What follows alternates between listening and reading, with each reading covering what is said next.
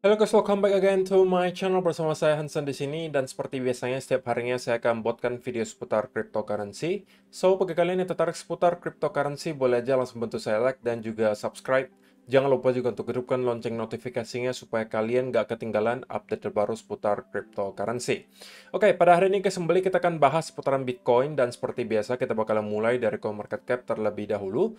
Per hari ini secara global market cap crypto berada di angka 1,16 triliun dolar atau naik sekitar 2,35%. Nah, Bitcoin sendiri di angka 27.400-an, Ethereum 1.786, BNB 313, XRP 0,53, Cardano 0,37, Polygon Matic 1,1, Dogecoin 0,07, dan Solana ada di urutan ke-10 dengan harga 20,78 dolar.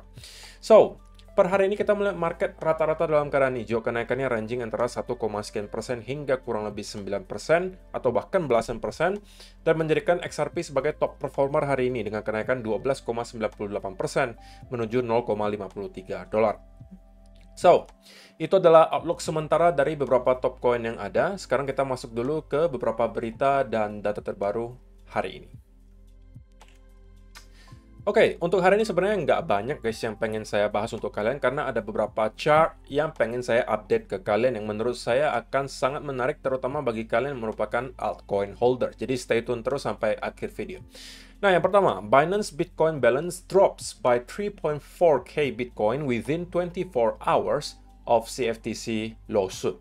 Jadi, kasus Binance dan juga CZ yang dituntut oleh CFTC menyebabkan lagi-lagi guys, para investor itu mulai start merasa bahwa exchange itu tidak seaman yang kita kira gitu. Karena sekali lagi begini guys, kita memang boleh berasumsi bahwa sekarang CFTC itu sengaja gitu, atau mencari-cari kesalahan, dan kemungkinan Binance bakalan fine-fine saja. Tapi akan lebih baik lagi kalau misalnya teman-teman cari aman gitu. Kita nggak tahu apa yang sedang terjadi di belakang layar, kita cuma tahu apa yang disampaikan, tapi belum tentu itu adalah kebenarannya gitu guys. Dan dengan itu juga kita melihat bahwa sebagian besar orang mulai menarik keluar Bitcoin-nya dari exchange. Di Binance itu terjadi penurunan dalam kurun waktu 24 jam terakhir, itu ada sekitaran 3.900 Bitcoin. Dan ini menurut saya adalah sebuah hal yang cukup bijak untuk dilakukan. Dan saya pribadi juga sangat menyarankan teman-teman, terutama teman-teman yang hanya all in di satu exchange, untuk please gitu, jangan sampai kalian lakukan itu. Pertama, jangan all in ke satu exchange.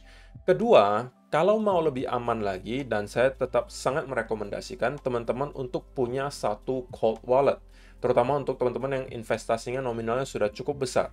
Belilah satu cold wallet modelnya seperti Ledger, harganya oke lah, mungkin 2-3 juta. Tetapi itu untuk mengamankan aset kalian. Apalah artinya 2-3 juta kalau misalnya aset kalian di kripto itu udah ada ratusan atau bahkan miliaran. Oke? Dan kalau misalnya teman-teman mau membeli dan bingung belinya di mana gitu, saya sekali lagi sarankan teman-teman untuk beli langsung dari website resmi Ledger-nya saja. Oke, saya pribadi juga melakukan hal tersebut. Sekali lagi, walaupun tentunya teman-teman akan mungkin dapatkan harga yang lebih mahal karena belinya langsung dari pusatnya.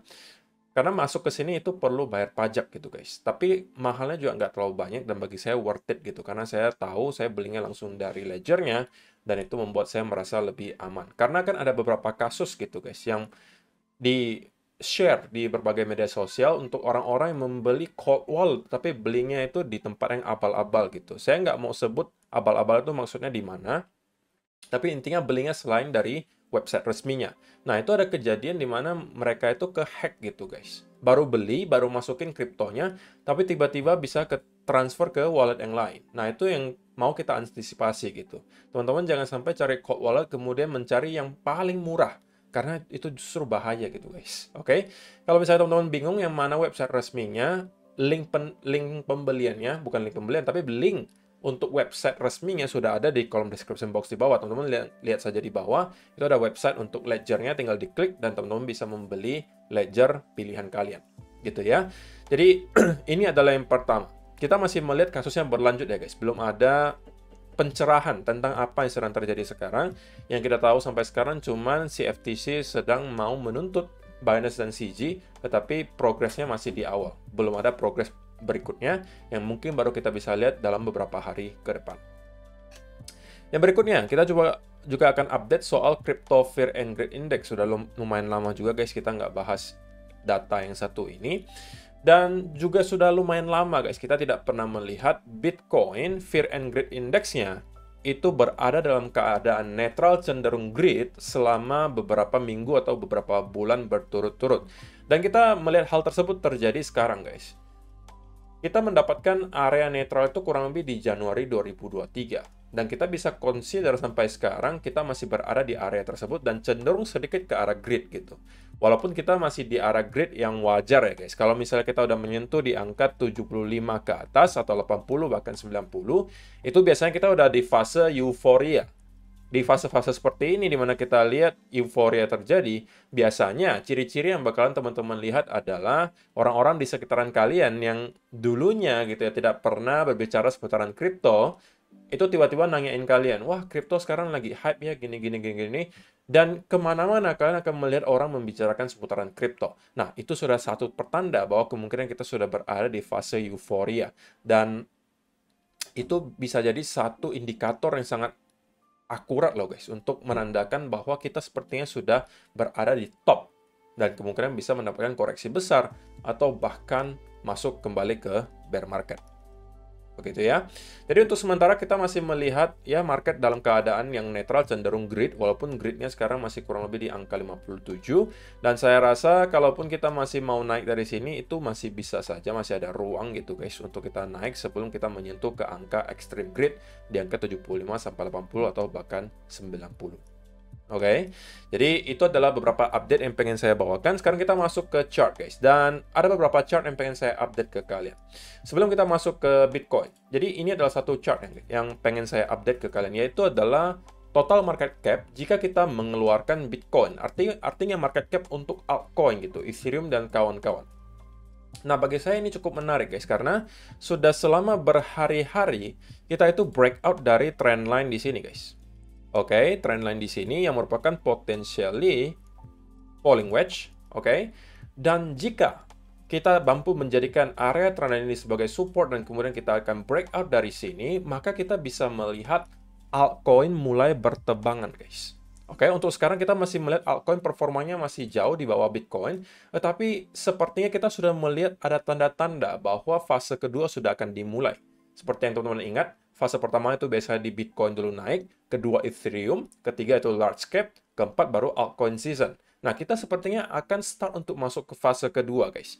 Didukung oleh dua chart. Pertama adalah market cap, total market cap yang mengeluarkan Bitcoin, artinya total altcoin di sini. Kita sudah break di atas area resistance, dan sekarang sudah berhari-hari konsolidasi di atas area tersebut. Bagi saya itu adalah indikasi yang sangat baik dan menunjukkan bahwa sepertinya kita bakalan push lagi ke atas, kemungkinan menuju ke next area resistance yang harusnya akan ada di sekitaran angka 697 billion dollar.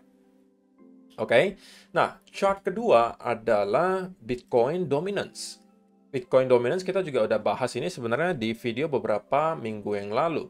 Bahwa kita sudah kembali guys ke area yang sangat krusial, yang sebelumnya selalu terbukti menjadi area resistance untuk Bitcoin dominance. Setiap kali kita menyentuh ke range antara 47 sampai 48%, itu biasanya kita akan mendapatkan rejection di Bitcoin dominance. Yang artinya adalah ketika kita mendapatkan rejection di Bitcoin dominance, maka sekarang altcoin yang outperform atau performanya lebih baik daripada Bitcoin. Dan kita sudah mendapatkan 2 kali rejection nih guys dari sekitaran area tersebut. Tentunya ini masih tahap awal ya guys. Kita belum ada apa-apanya di sini. Kita masih perlu bukti lebih lanjut bahwa kita memang akan down dari sini dengan mungkin melihat ada penurunan yang lebih signifikan dari sini. Oke, jika ini kita lihat, maka kita juga bisa expect bahwa altcoin kemungkinan akan outperform Bitcoin. Tetapi pada intinya adalah kita sekarang berada di area major resistance untuk Bitcoin dominance, yang menurut saya adalah juga indikasi bahwa harusnya tidak lama lagi kita akan melihat altcoin untuk start outperform Bitcoin.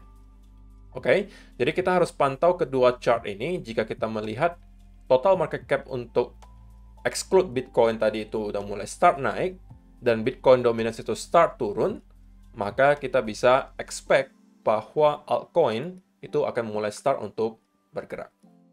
Oke, nah sekarang kita masuk ke chartnya Bitcoin. Nah, untuk teman-teman yang ada nonton video saya semalam, harusnya sudah tahu juga, teman-teman, saya sampaikan kalau memang kalian nekat untuk cari peluang atau setup, yang satu-satunya yang bisa saya lihat adalah potensial untuk scalping. Ketika kita breakout dari trendline di sini. Oke, teman-teman kemarin sudah mungkin dapatkan sell setup di sini, sudah cuan. Dan kali ini, kalau misalnya teman-teman juga ikut setup kita kemarin, yang kita jelaskan, harusnya sekarang juga dalam keadaan cuan. Dan saya mungkin bisa ingatkan ke teman-teman untuk mungkin berpikiran start taking profit. Gitu ya. Karena sekali lagi guys, kita belum tahu apakah rally yang kita lihat di sini, itu adalah akhir dari koreksi yang sudah kita lihat selama berhari-hari di sini dan kita akan rally ke atas, ataukah ini hanya pullback selanjutnya sebelum kita akhirnya kembali ke reject dan kita akan membuat low yang baru. Tidak ada yang tahu. In the end of the day, kita hanya bisa bereaksi terhadap apa yang market kasih ke kita. Nah, kalau kita mau memperbesar probability bahwa kita sudah menyelesaikan koreksi dan kita akan move higher, at least menuju lagi ke area high terakhir, maka at least kita harus mampu dulu untuk break di atas trendline di sini, dan bagi saya akan lebih baik lagi kalau kita mampu maintain di atas area 27.800-an. Kenapa?